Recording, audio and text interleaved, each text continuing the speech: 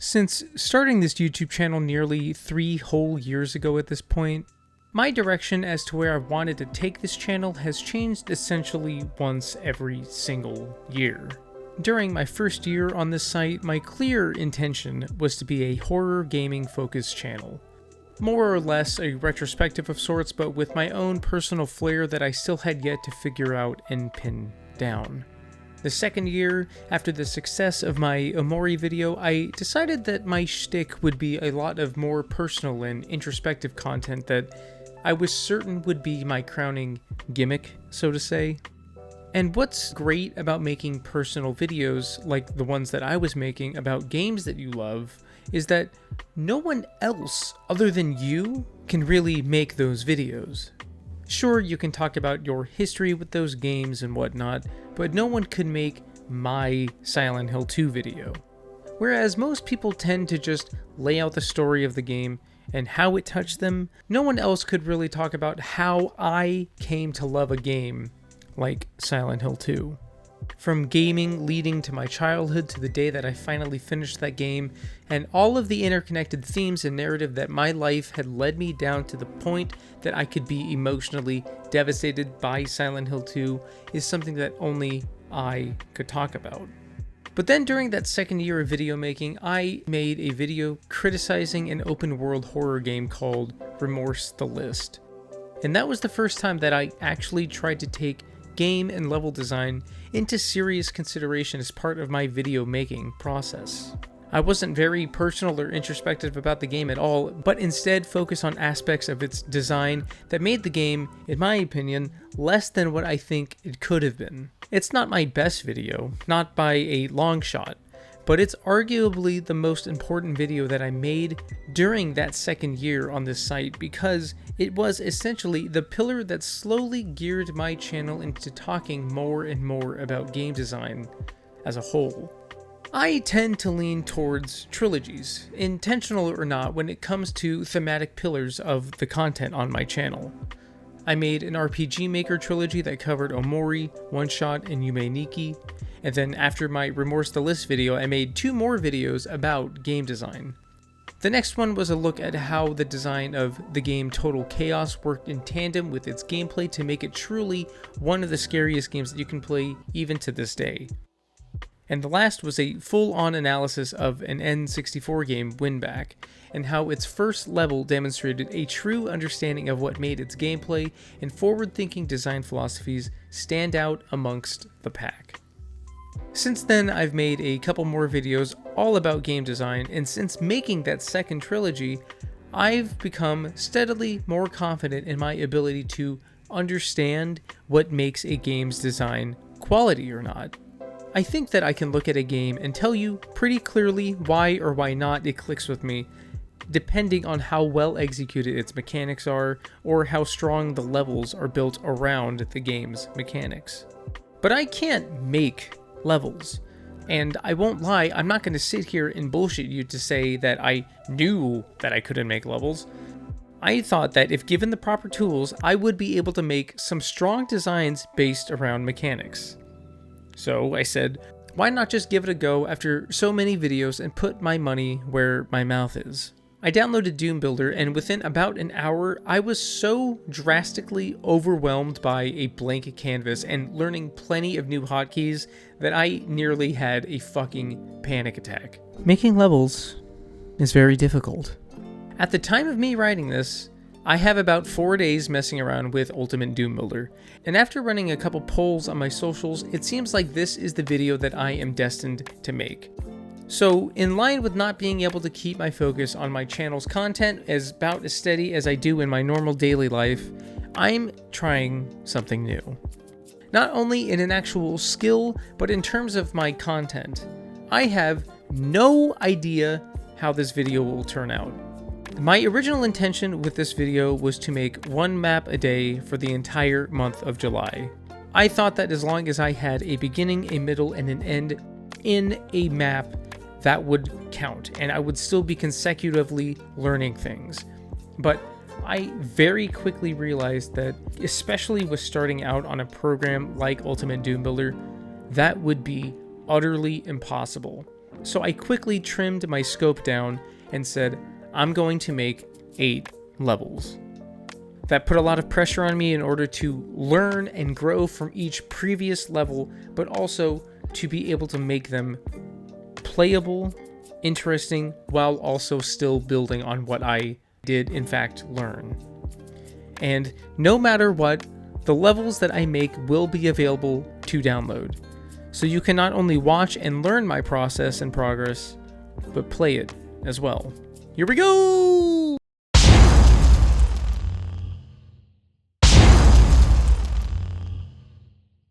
Right out of the gate, I started to realize that maybe making a map a day wasn't entirely possible. So I started working on this video roughly a couple days into messing around with Ultimate Doom Builder. The first few days were coming to grips with how the thing even functioned. Learning a new skill set based on a program is half learning what the thing even does, and the other half is learning all the hotkeys and becoming comfortable with not only what they do, but just using them. When I sat down to work on this map, I set some goals for myself.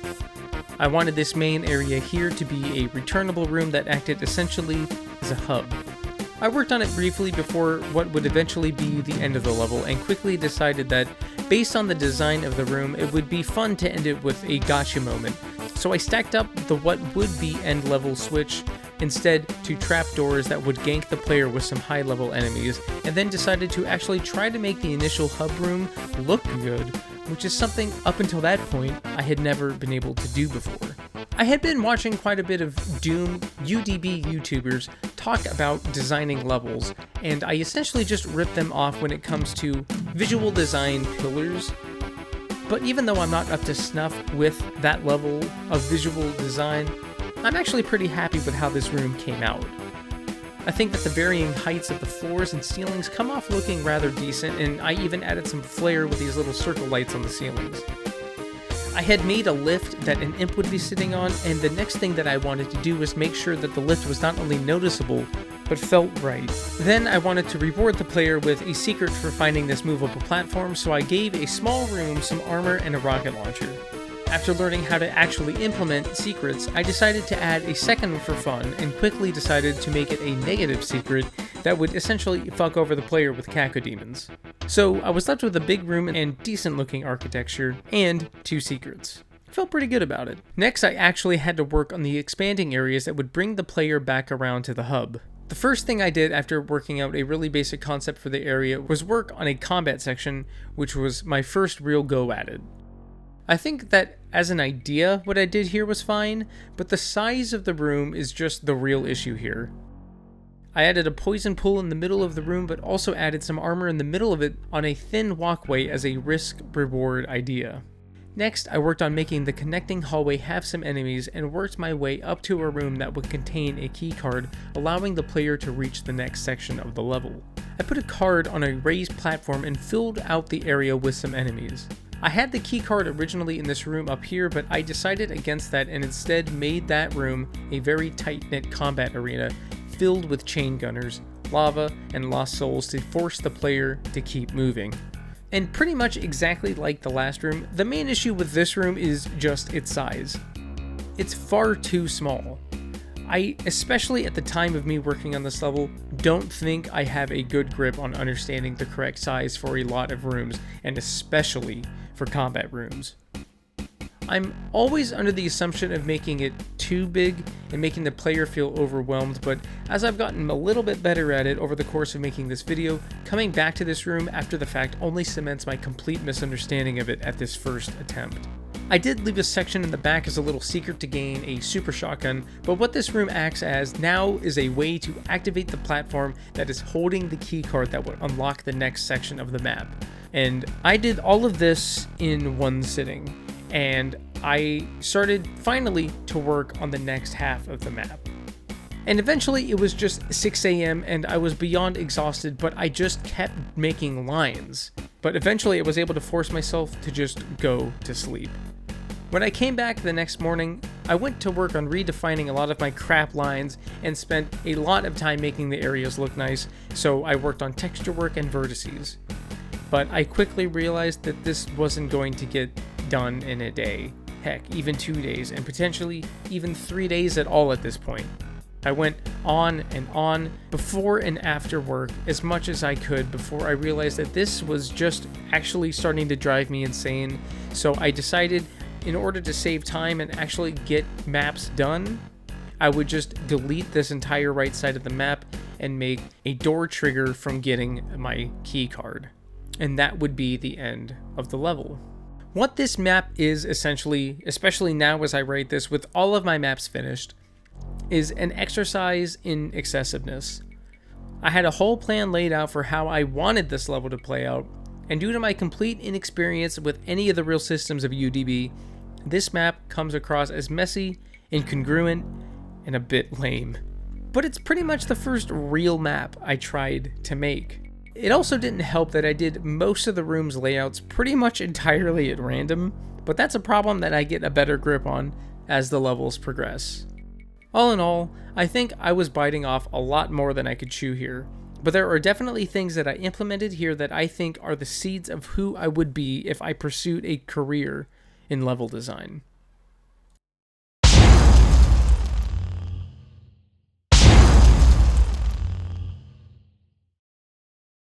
So this map was spawned from a more focused idea that I was able to actually, somewhat, execute on. I had been watching videos about Doom design, and I found a video talking about John Romero's design principles, and one of them was explaining about how a good level will show something to the player whether or not it is immediately available to them or at some point later in the stage. So my first visual I had in mind was a long tunnel that you could see a necessary key at the other end of a nuke pit. So I did that. It took a minute to figure out how not only to get the visual right, but the surrounding walls to actually function as a wall and a window. So my next idea was to expand on the idea that I had in my first map that utilized a hub.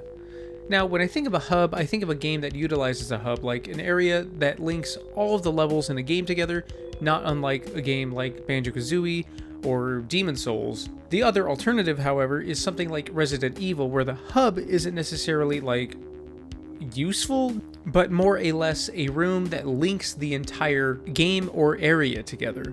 The foyer, dining room, and art room of the Spencer Mansion, for example, works as a 3-room linking hub that you can always come back to as a center. So that's what I decided. My original intention was to have the wall blocking the initial blue skull to be triggered by killing a certain enemy later in the level, but for sake of time, I could not seem to figure that out. My first room was intended to be a combat room, and I wanted to experiment with making an engaging and fun combat arena. So I went to work attempting to utilize pillars or something that would work essentially as a roadblock that you would have to maneuver around in combat. After some finagling, I came up with these shapes and then proceeded to work on making the ground interesting by adjusting height levels and whatnot. But then I was worried that it wasn't really interesting enough, so I tried implementing lava into the floor to encourage maneuverability in a way that hopefully wouldn't just allow the player to circle strafe comfortably around everything. So I added some lava bits and tweaked the area of effect, and then thought, since this would also essentially be the first room that the player walked in on, to put a better weapon in here. But I also decided that it would be fun to make this weapon stand out by putting it very noticeably on a pillar, hopefully catching the player's eye. I went a bit further by highlighting it, and then added a spring trap that was a requirement to get the first key of the level, but also added some strong enemies behind this fake out wall to either keep the player on their toes during the initial encounter, essentially making their job a whole lot harder, or allowing the player the strategy of maybe holding off from collecting the gun until the room was cleared if they knew about the fake out wall. All in all, I am still very impressed with how this came out, as I was almost immediately proud of what I had made.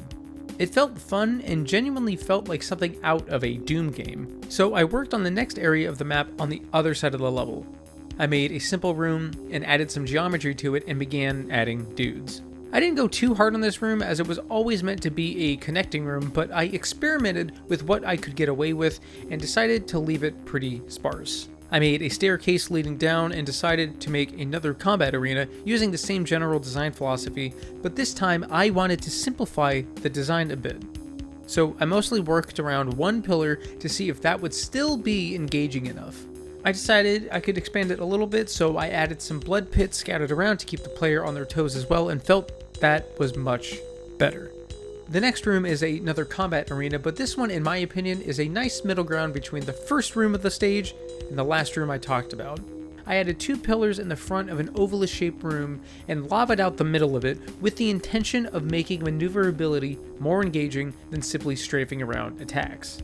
I then added 2 heavy projectile enemies. I added the Arachnodemon for 2 reasons.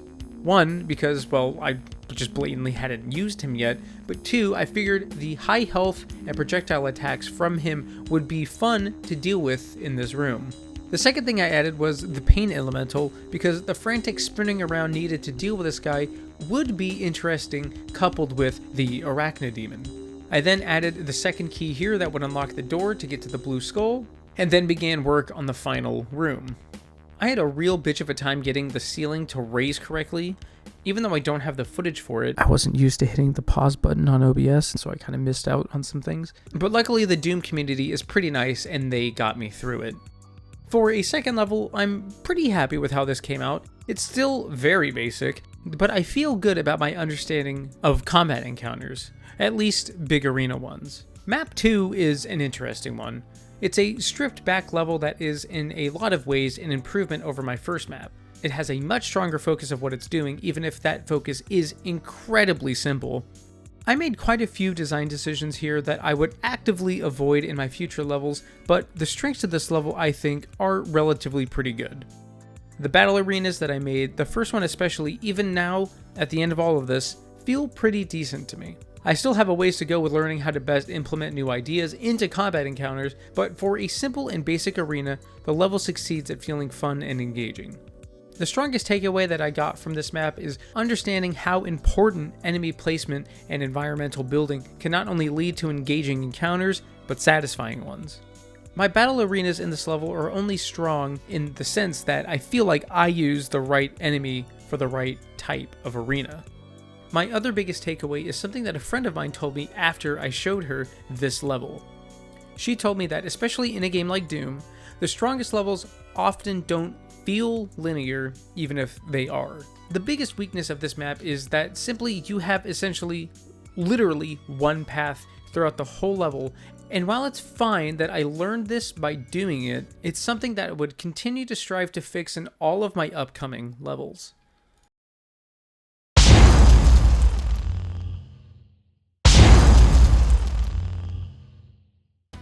I took what my friend told me to heart, and when I began working on this level, I had the sole intention of making a much more open-ended design, something more akin to what my first map's intention was. So far, I kinda panic when making a new level because I have absolutely no idea what I'm doing. But I think once I get a feel for the opening room, I can find a groove to some extent, and I wanted to implement a mechanic that a lot of Doom building YouTubers told me to stay away from, and that is a projectile activated switch. I figured that I can take the visual start that I did in my second map with the long hallway and combine it with something that essentially requires the designer to give the player no other option than to shoot the switch. I fucked around with the lighting here too, which I think during the making of this map took up way too much of my time, but hey, now I know. The next room I built was supposed to be a tech computer room, but it's a theme that won't last very long. I wanted to go with something reasonable in design, but also something that would still keep the encounter fun by forcing the player to move around the arena. So I put these pillars supporting the room, as well as attempting to just put enemies here that would push the player forward and make them maneuver around in an engaging manner. I then put some demons here to force them back into the initial room and leaving the player with essentially 2 options as to where to go. The most visually enticing route leads to a long hallway that I'm pretty proud of, with not only a walkable line triggering a platform with a red key, but also another one that triggers an ambush, but hopefully the player will have noticed the short hallway here, which gives you a chain gun, which can make quick work of these guys. This was originally supposed to be a plasma gun, but I kind of figured that the plasma gun made this whole hallway trap area a little bit too easy, so I replaced it with a chain gun instead. I then set up the blue door in such a way that you may not even notice it quite at first, and the intention with that was to make the player realize its existence on the eventual required walk back to this initial room as a surprise. But even if you notice it before that, it still works because you say, oh hey, I gotta keep an eye out for a blue keycard. I then worked on a 2-pathway plan where each would lead to different levels where the other 2 keys would be located, and made sure to hide plenty of secrets here, as well as making sure that each section had its own little fun and engaging combat encounter. I think that layout-wise, this whole map was somewhat of a level up moment for me, as there are plenty of secrets that help the player loop back to places they had been, as well as, even though it is bare bones and very stripped back, it does have many pathways, but it still pretty clearly follows an ABC route. I also think that while my combat arena design did end up becoming a bit more bland in this level in general, I think that my basic encounters, ones that are in, just kind of connecting rooms or just simplified encounters, did step their game up. All of that being said, the layout of the map, while much improved over my previous ones, still leaves a lot to be desired. There are multiple ways that you can tackle the level, which is a good thing, but it is still very hallway driven, if you know what I mean. It still just doesn't feel right when you play it. If I had any takeaways from this map, it's that I finally got a basic grip on the concept of an actual Doom level. Like I said previously, I fucked around with the lighting just a bit too much, and it got in the way of potentially fixing a lot of the inherent issues that I've had with this level. Another big thing I learned while making this map was how to make stronger enemy encounters. After my friend had played it a couple of times, she told me that none of the encounters felt very good, and while I was never under the impression that any of the levels that I made would actually be any good to begin with, I couldn't just let these encounters be awful.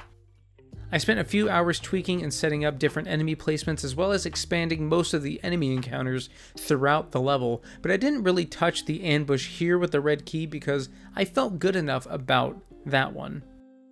It was around this point in the process where I decided to start downloading texture packs in the hope that it might help to inspire some themes, or even levels in general.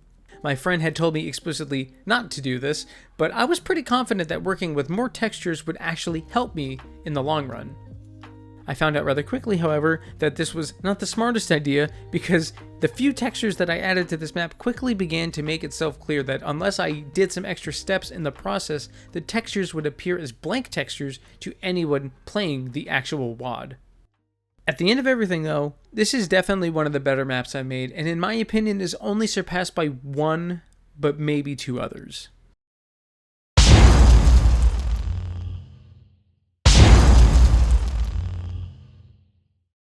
This one was a bit of a disaster, but it taught me an incredibly valuable lesson. First things first, I spent about an hour figuring out how to get the texture pack that I had downloaded working correctly. So I watched some YouTube videos on the subject, and then downloaded a program called Slade, which can either be used as a separate Doom level editor, or just a program to use for inserting texture packs into your Doom WADs so that you don't get the blank texture surfaces when you boot the WAD up. I proceeded to try to follow the steps of a certain video, but when a specific pop-up was supposed to come up prompting me to hit yes or no, and never did, I scoured around looking for some sort of answer, but I couldn't find anything that was related to my exact problem. So I took a chance and went under the assumption that the process had actually just worked and began working on this new map. I went ahead and did what I normally do at this point and just sort of went hog wild with some sort of layout. I had another basic idea of 2 branching pathways, with the idea of this starting area being just another hub, which at this point makes me feel like some sort of B-movie director that just keeps trying to make the best shitty movie of people walking in the woods with aliens that he can, so he essentially just makes the same movie over and over again. After I got the look of this room how I wanted, I started working on expanding the right-hand room and quickly got to shape spewing. It didn't take long before I had the idea of making these shapes feel like they were outside, and I don't quite remember what gave me the thought, but it was right around here that I realized that I could have fun with all of these textures I had downloaded, and started making the level slowly more and more abstract until at some point I had the brilliant idea to make this a liminal space level. And before anybody says anything, yes, I have played My House, but only a small portion, all the way up to the airplane. So I have very little idea of how liminal that game actually becomes, but I thought that it would just be a good idea to flex my map making muscles to the best that I could with what little skill set I had, because who knows what could happen. So I get to work trying to make things as abstract as possible. I have weird hallways that often go nowhere. I try to play with perspectives and fuck around with the player's mind in a way that draws them into traps. I even try to make a maze in the pool rooms. But I quickly learn after giving this level in progress to a few different friends of mine, thank God, none of the textures were loading. And since most of this map was downloaded textures, I set to work to trying to remedy this situation, because if I can't get this working, literally 90% of the level might as well just be deleted. Long story short, after hours of trying to get this fucking thing to work, nothing I could do could remedy this issue, and I was left to leave this liminal space in limbo, oddly linking it to the liminal landscape better than I ever could have by actually just making it. My lesson learned here is listen to your friend when she tells you to just stick with the basics until you get a better grip on it.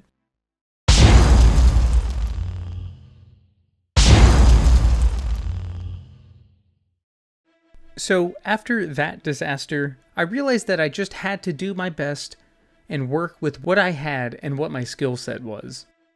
This map right out of the gate was going to be a much more simple map, but hopefully with a stronger focus on making sure that the level was more open-ended. So again, as normal, I had a rough time figuring out what I wanted to do for the initial room, but I eventually spewed out this sewage drain opening area that was filled with pillars and showcased a locked door that would immediately tell the player what to keep an eye out for, as well as a lookout area that housed some imps. I think this is a decently strong starting area.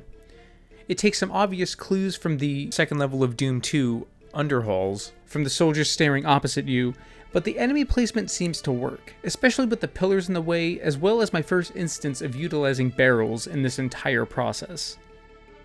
I haven't really mentioned this yet so far in the video, but something that I was actively striving towards in my levels was always to be teaching the player the mechanics of the game as if it was their first time ever playing the game before. I think when designing levels, especially when starting out, it is probably good to just introduce mechanics the way a real game designer would. In hindsight, I don't know if that was the right or wrong mindset to have while starting out making these levels, but waiting to use the barrels until now, and their very basic placement of them here in this opening area, is the reasoning behind that. I gave the player a very ample chance to accidentally miss one of the imps with a shotgun and potentially blow the barrel up, likely insta-killing these two enemies. The only connecting room that you can actually head towards at this point leads towards a chain gun on a platform, with a door immediately behind it. I put out some ammo around the platform that the chain gun is sitting on to help further entice the player to run towards it and get ambushed by some soldiers hiding behind these walls. The door that you could see from down the hallway is actually locked behind a yellow keycard, so you have to go into this big poison room. Big poison room! Now, something that I had done to myself at this point while making this level is making it very awkwardly shaped.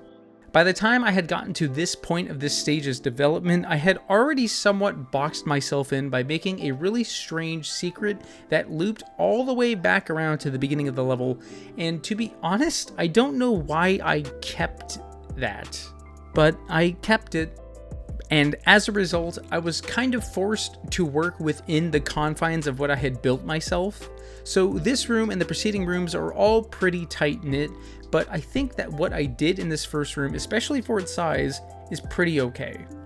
I tore out some chunks of the floor and threw some poison in the floor, as well as another pain elemental because, fun fact, I used to hate these guys as a player, but as a god of gods designing these levels as to how I see fit, I've come to appreciate what they can bring to certain encounters. Look at that ass. And I think that if you want an arena to incentivize a lot of movement, there's almost no better enemy in the bestiary of Doom than the Pain Elemental. This room leads out into another very tight-knit nukage room with two imps on one side and two soldiers on the other, with a switch directly underneath the soldiers. Killing the enemies and flipping the switch leads to another really narrow hallway that I wanted to be a puzzle-ish combat room. The idea here was that the arena, the way that it was designed and the way the enemies ambushed you, was force you to jump between all of these little platforms, hence their differing heights.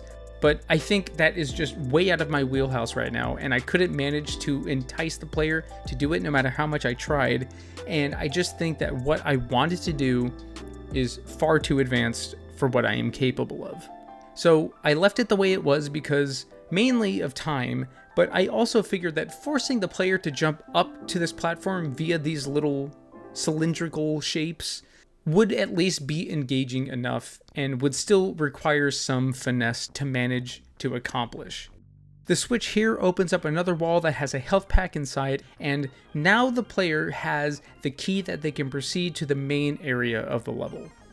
And this was arguably the hardest area of this entire process for me to work on, because I really felt that no matter what I did, nothing I could manage would make this area or anything inside of it that I had built interesting.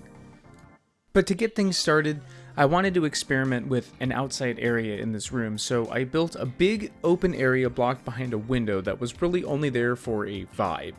Which is fine, but outside areas are something that I mess around with a lot more in the next map. As far as the actual level itself is concerned, this is sort of another mishmash of shapes and weird angles, but I tried my hardest to keep whatever I made interesting. I eventually ended up with this design for the most part of this level, and it was around here, pretty late into the process of this level, where I started to panic. Nothing I did, no matter the placement of the enemies or whatever tweaks I would make to the actual layout of the level itself, would make this anything other than just at the very least less than what I felt I had made before. I spent probably the longest amount of time out of any section of any level on just trying to get this part of this stage to feel somewhat enjoyable to play through. I made what I felt was another decent combat encounter here at the exit of this long hallway, and the arena that I made for this last key of the level was another one that I felt should work to some extent, but nothing seemed to click. It was around this point where I started to doubt, should I be making this video at all? The work on this level had been going on for about 4 to 5 days now because I couldn't find a satisfying answer to my problem. Why wasn't this level working? Why were my other ones relatively more successful than this? At some point I just said, okay, fuck it, I have to just kind of roll with this. And then this is where I realized what I had been doing wrong. In all of my infinite wisdom, for some reason, I never fleshed out the placement of items in this entire section of the level. Item placement up until this point has always been sort of a step in the process that I either didn't think about until the end, or something that I utilized as I saw fit while the level was being worked on. So I say to myself, I can't not have items here, and start putting some health packs here, some ammo there, and then reluctantly start another playtest of the level. And while it wasn't amazing by any stretch of the imagination, I suddenly realized that this entire part of the level all of a sudden sort of worked. As stupid as it sounds, and believe me, I know it sounds really stupid, me not putting items here for so long was obviously such a huge part as to why I was having such a big problem with this. And it was here that I realized that Doom isn't just a game about going fast and shooting dudes. It's a game of resource management. I knew that about the new Doom games. Doom Eternal especially really incentivizes the focus of item and resource management, but I had always sort of assumed that that was a modern solution for the modernization of the classic Doom gameplay. I'm not really sure as to why I never really picked up on this before. Maybe it was the fact that I never really attempted to analyze Doom's actual design before this point in my life, but making this level made me realize that even the original game was a dexterity-driven item-collecting first-person shooter Banjo-Kazooie clone. Oh, maybe that's why they did that in the second game! But in all seriousness, this was probably the most important lesson that I learned during this entire process. Doom is a game where you go real fast and shoot stuff, but what makes those encounters actually enjoyable is the needles you have to thread between not only enemies, bullets, and projectiles, but the paths that you have to navigate in order to collect the proper ammo or health to keep yourself engaged in those encounters. When I finally threw those items in around this section of the level, I was pleasantly surprised with how it felt. My friend that I had shown previous levels to told me it was the best thing I had made by a long shot, and while they were a lot more positive on it than I was, I'll happily take feeling good about my level than feel the way I was about it beforehand any day of the week.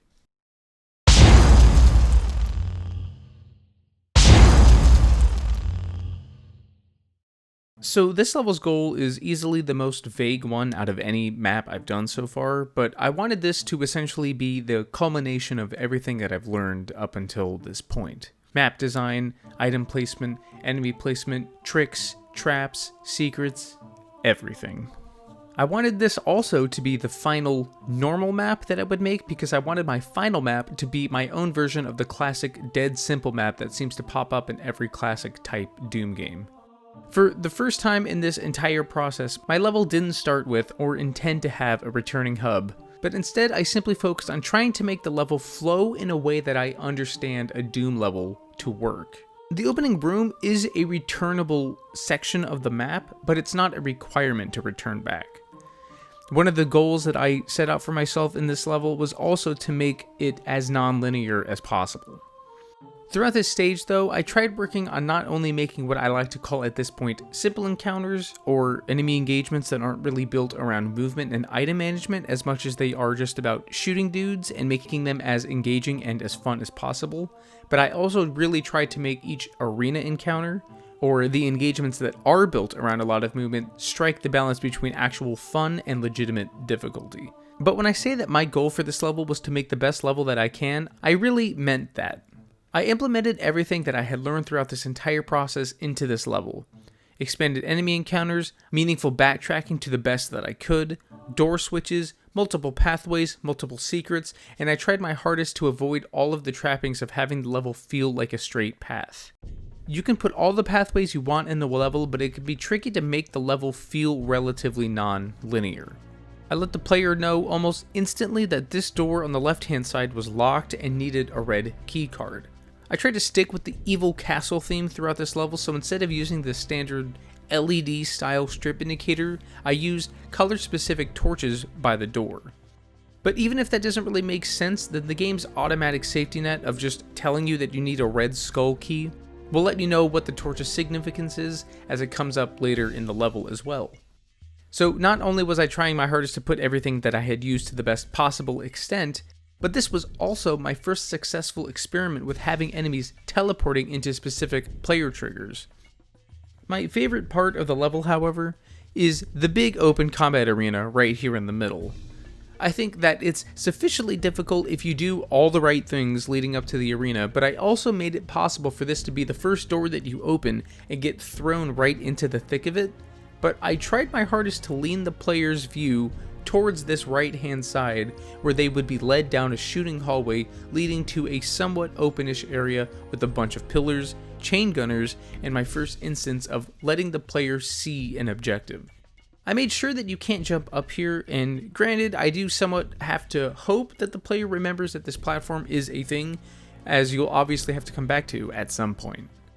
But down this long hallway here, I put the super shotgun at the top of this large platform that will help with the arena that's about to come, but even if you don't, the chain gunners I put earlier in the level will still be enough.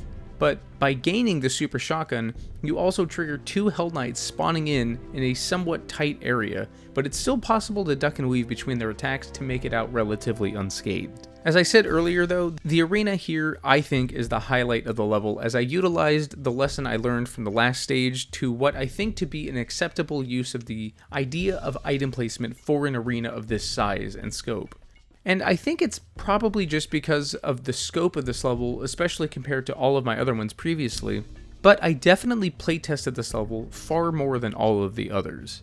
And in doing so, I learned that it's not only possible to do this battle without the chain gun or the super shotgun, but I made sure that it was possible to still do the encounter just by walking straight into it from the start of the level.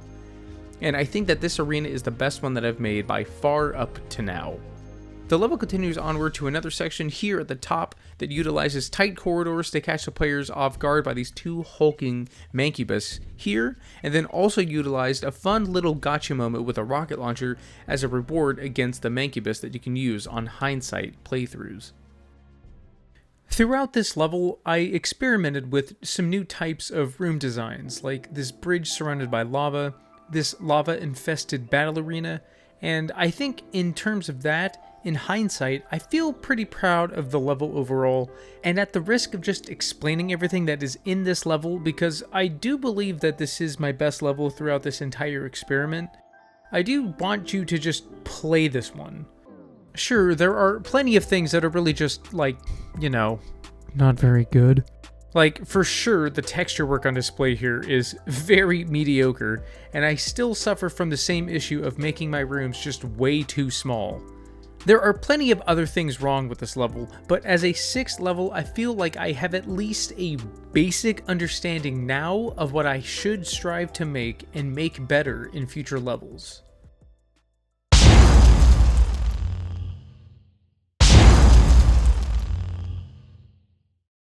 So in case you don't know, Doom has had a history since Doom 2 of a very specific type of level that has been implemented in many fan WADs and even Doom 64 since its initial release. The basic concept of the level is that it is a big open area with some sort of building structure around the edges of the map where the main goal is to kill arachnotrons and mancubus. There are obviously variations on this design, but the main idea is what I just said. So I wanted to make my final map for this experiment my own version of that type of map, since it has been used hundreds if not thousands of times throughout the years. And I think that I can safely say that I finally made a level that doesn't feel small or suffer from my complete lack of spatial awareness. Granted, I think that it would be impossible for me to screw up this aspect of the level pretty much by default, but hey, I'll take a victory when I can. I really wish, though, that I had played the original map again before I started making this one. I kind of just went off of memory for some reason. But I did instead. Granted, it does give the level some sort of strange atmosphere as you start in the middle of a cylindrical container that only opens by walking until you find a trigger that will lower the walls and allow you to run down this widening hallway. I left one dude here to shoot as a way to trigger the enemies in the surrounding area. I wasn't sure that the enemies in the rest of the level would be aggressive towards you when the level actually starts, so shooting this guy will automatically aggro all nearby enemies. At the end of this hallway, there's a rocket launcher here that will trigger the rest of the walls to drop to the floor, and the level itself begins. And seeing as how this level is just shoot them all until they're dead type of level, I won't really have much to say about this one, apart from the fact that I do regret not having played the original like I said before, because I wasn't really sure as not only how to start the level, but seeing as how I don't really understand a way yet to have the ending of the level trigger by killing a specific enemy, what I did instead was I put a lever on the back of one of the walls here in the middle of the stage that triggers an elevator that leads to the end of the stage. Is it clean? No. Is it a fun and functional level? Yeah. Moral of the story, however, this is a dead simple level, but it's got a stupidly complex way to end it.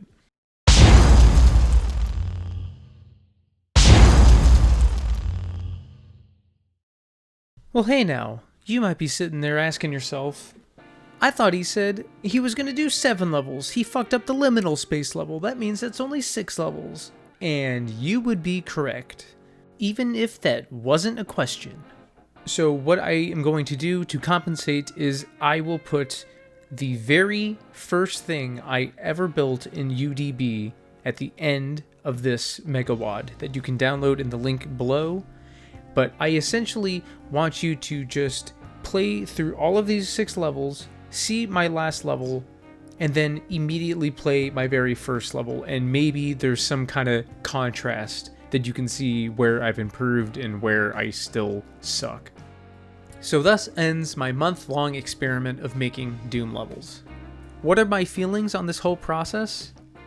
First things first, I definitely need to shout out every game dev that has ever existed, because this shit is really complicated, really difficult and requires such a finely tuned eye for precision that I commend anybody that is still watching this video that has ever made a game in their entire life. I salute you. My respect for game devs have gone up significantly, and my respect for them was already pretty high to begin with. I gotta say that even though I was incredibly intimidated this entire time, I honestly had a lot of fun. At least until I started making this video where every single thing just seemed to start going wrong. Despite all of these levels being nearly objectively terrible, I genuinely did enjoy seeing the progress between each level. I think that while each one has its own ups and downs compared to other levels in the process, I think that each time I was taking something from the level previous and improving each and every map. I realized, however, that I learned far too late that I shouldn't be structuring my maps the way that I had been. I had mentioned numerous times throughout this video that I was making hub rooms over and over again. And I realized that I was subconsciously making levels based around the philosophy of a Resident Evil map. Doom levels are not the Spencer Mansion, and I should not treat them as such. Without a doubt though, most of the levels suffer from the size issue, but the combat I think is consistently better than what I've done each and every time. I'm most proud of my big arenas throughout each level. Map 2 and Map 6 I believe have the strongest big arena encounters, but I think even my standard encounters are consistently satisfying and engaging. I think one thing I could definitely take to heart is just committing more time to texture work.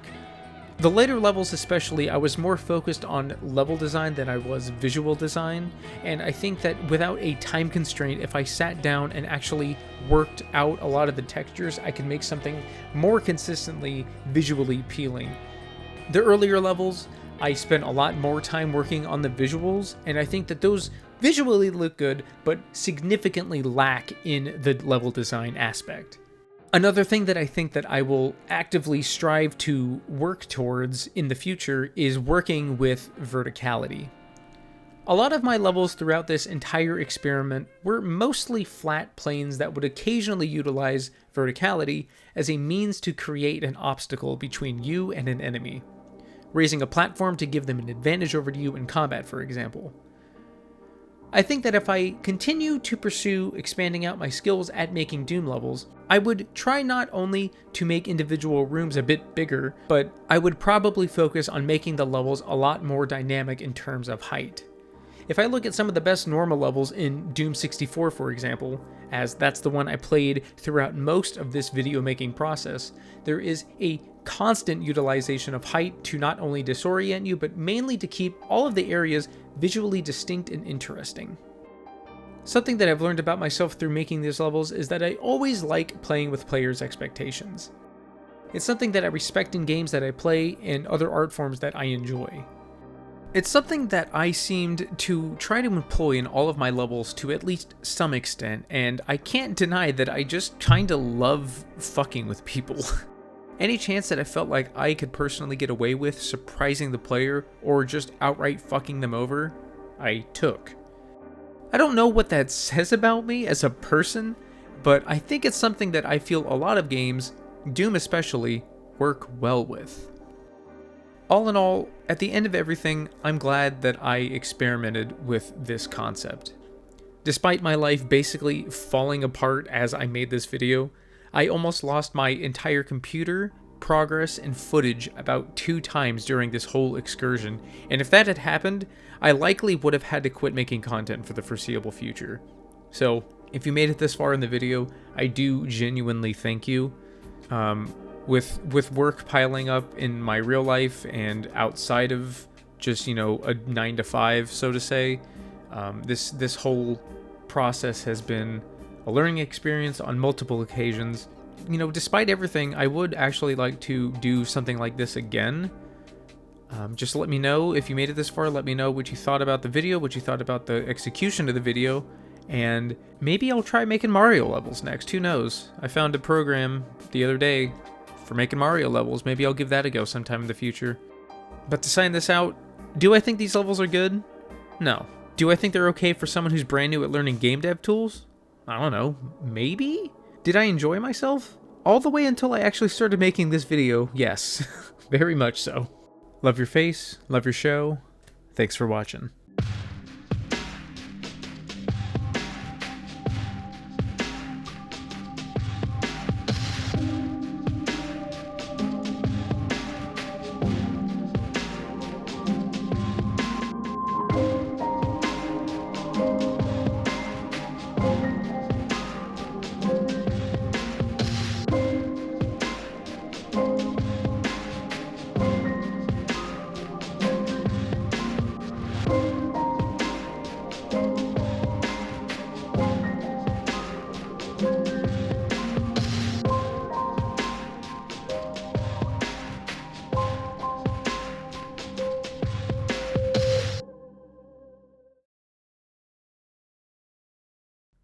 Tomato is a fruit, but it also a vegetable.